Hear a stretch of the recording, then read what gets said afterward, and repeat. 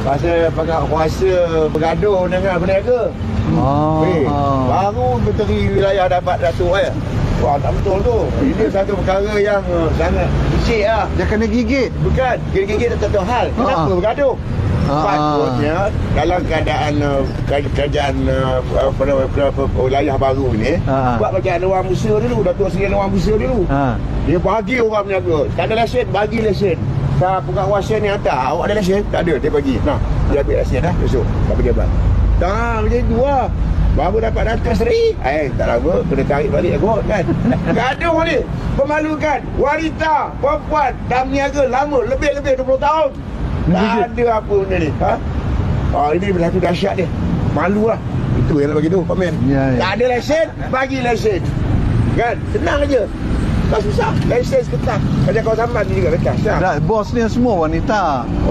Datuk Bandar pun wanita. Pengarah pun wanita. Gaduh pun wanita.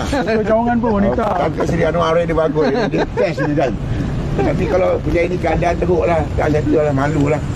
Malu lah Datuk Bandar dengan Menteri Wilayah tu. Dia settle RM300 sewa bazar Ramadan. Tapi yang ini yang viral. Ini yang peniaga ni. Kesian menangis-nangis dia. Macam orang gusti tu. Tak boleh gigit apa? Gigit. Itu ada. Okey, itu je dalam komen. Berhentikan. Selesaikan masalah.